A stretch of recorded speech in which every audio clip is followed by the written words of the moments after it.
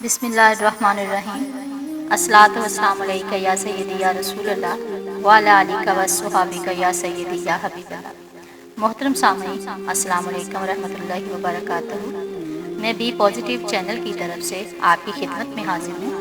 محترم سامعین، ارکان اسلام۔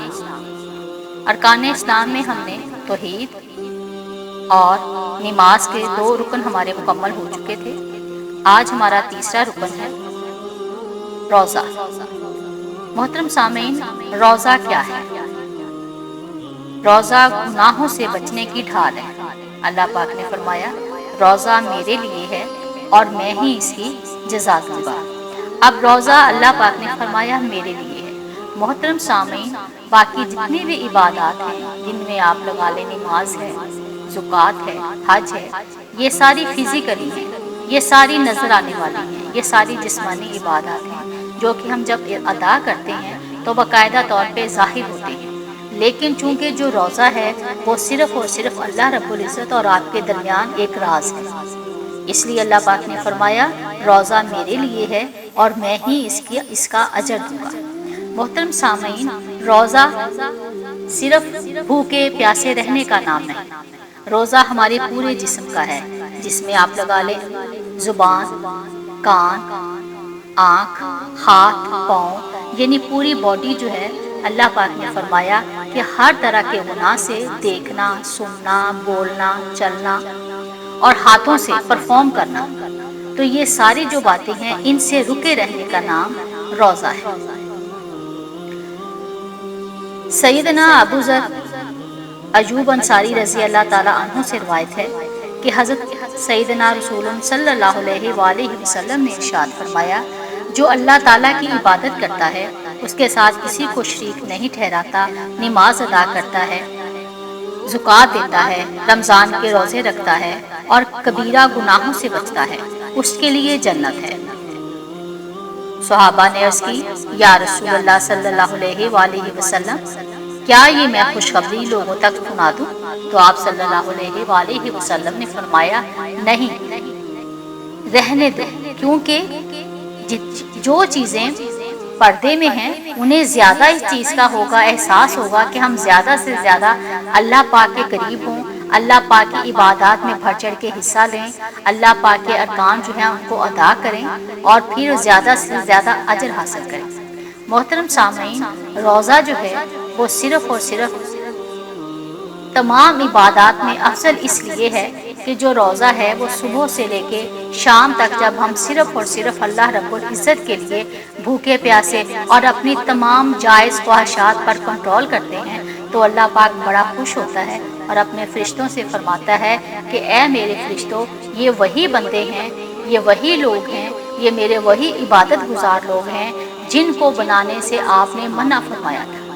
آج یہ بھوکے پیاسے صرف اور صرف میری رضا کے لیے۔ محترم سامعین، روزہ جو ہے اللہ پاک نے جو صاحب صحت مند لوگ ہیں ان پر فرض کیا ہے، گو کہ روزے کی ادائیگی ہے، روزے کی قضا ہے، لیکن اللہ پاک نے یہ جبرن نہیں کہا کہ کسی بھی حالت میں جو روزہ ہے وہ آپ نے رکھنا ہے۔ اگر آپ تندرست ہیں، اگر آپ صحت مند ہیں تو آپ روزہ رکھیں، اگر آپ کی طبیعت یا آپ کی صحت اجازت نہیں دیتی تو آپ کو روزے سے معافی ہے۔ اس کی ادائیگی اس طرح سے بھی ہو سکتی ہے کہ اگر کوئی ایسے لوگ ہیں جو مستحق ہیں، آپ جو روزہ نہیں لوگ رکھ سکتے، آپ جو ہیں وہ دوسروں کو روزہ رکھوا دیں تاکہ اس کا آپ کو اجر مل سکے۔ اللہ پاک بڑا مہربان ہے، اللہ رحمان ہے، رحیم ہے، اللہ پاک اپنے بندے سے بہت محبت کرتا ہے۔ محترم سامعین، نماز جو ہے وہ لازمی ہے، عبادت ہے۔ میں بار بار آپ سے یہی بات کروں گی کہ جو نماز ہے وہ نبی پاک صلی اللہ علیہ وآلہ وسلم نے فرمایا کہ نماز میری آنکھوں کی ٹھنڈک ہے۔ تو یہ میں آپ سے بار بار کہتی ہوں کہ میری ہر جو ویڈیو ہے اس میں نماز کا ذکر لازمی ہوگا، اللہ پاک کی رحمت کا، اللہ پاک رحمان ہے، اللہ پاک مہربان ہے، اللہ پاک اپنے بندے سے محبت کرنے والا ہے، اس کا ذکر لازمی ہوگا۔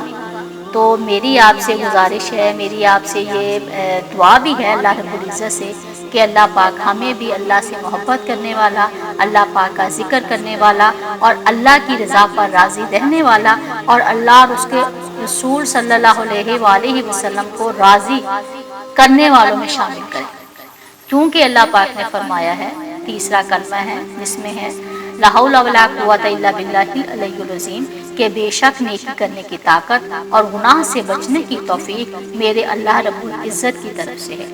لہٰذا زیادہ سے زیادہ اپنے اللہ سے دعا کیا کریں کہ اے اللہ ہمیں توفیق دے کہ ہم تیرے ایسے بندوں میں شامل ہوں جو کہ صرف اور صرف تیری رضا کے لیے اور تیرے پیارے نبی صلی اللہ علیہ وآلہ وسلم کی رضا کے لیے اپنے تمام احکامات، اپنے تمام کام کرتے ہیں۔ محترم سامعین، حضور نبی پاک صلی اللہ علیہ وآلہ وسلم کی ذات اقدس جو ہے وہ ہمارے لیے مکمل ایک سیرت جو ہے زندگی گزارنے کا ایک مکمل نمونہ ہے۔ ان کی حیات طیبہ ہے، ہم گناہ گار لوگ ہیں، ہم جو ہیں وہ اللہ رب العزت کے جو نافرمان، تو اللہ تعالی ہمیں معاف فرمائے، لیکن ہم وہ سارے کام پرفارم نہیں کر سکتے جو کہ اللہ پاک نے ہمیں بتائے ہیں، جن کی ہمیں اللہ پاک نے حکم دیا ہے۔